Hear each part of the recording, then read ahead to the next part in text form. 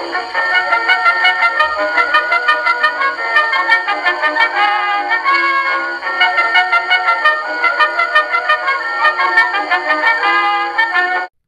everybody, it's Dick here. This is my 2016 Royal Enfield Classic 500 in Squadron Blue. I've done a couple of moto vlogs on the back of this thing and had several requests in the comments of those videos to have a look at what it actually looks like. I've done a couple of modifications, most strikingly this Indian light on the front fender. I've added a rifle scarab that originally designed for a horse's saddle, some cheap low-profile indicators to replace the stock lollipop styles. I added some custom pinstriping and paint work to the bike to enhance the drab matte blue.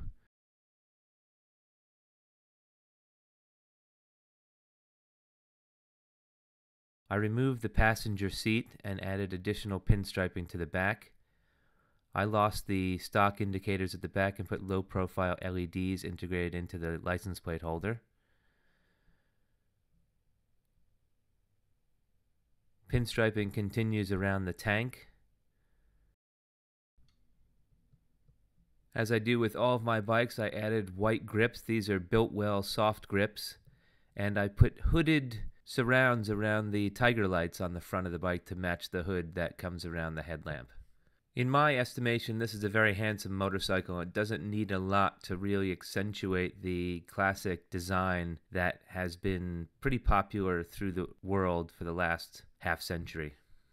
I had a French mechanic who referred to the Royal Enfields as Indian motorcycles, and I thought that was a funny play on words. So I used as an excuse to mount this Indian light to the front fender. I had some issues with it blowing fuses when I connected it to the headlamp, so I added this designated switch, which acts as a hotline directly to this running light. Gives me versatility with power management, as I don't need to run this light all the time like I have to with the headlamp.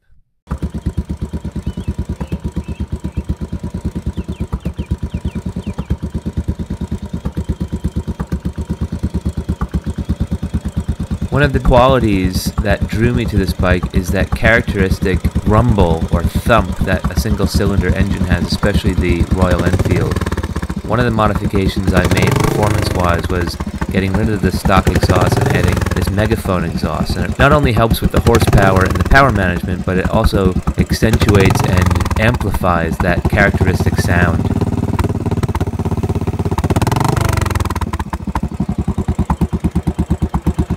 One of the phenomenon of owning this bike is the confusion that it causes with people of whether it is a new bike or a restored bike, and that's one of the things that drew me to it. I've had and still have a number of classic bikes, but I got tired of convincing mechanics to work on them for me on the things that I couldn't do myself, and this is a balance between having a bike that has a support network and a dealer network and mechanics that will actually work on them, but also that classic look and pure motorcycling that you can get from a Royal Enfield. And that upside down heart shaped and those sensuous shapes on the cockpit really make this an enjoyable ride.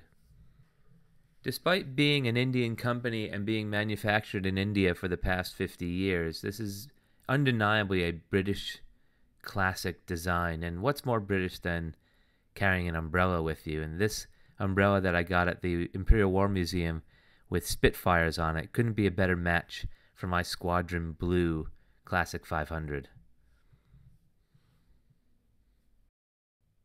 I have a habit of naming all of my bikes, and I've named this the Trailblazer. It's named after the Indian Motorcycle Company's attempt at licensing Royal Enfields at the end of the 1950s. Royal Enfield donated their Meteor 700 single to the joint venture, which actually was the first in a number of decisions that proved the death of the Indian Motorcycle Corporation for several decades. Independent of that failure, I think this bike is a cracking success. If you like that video and you want to see more like them, hit like, share, and subscribe.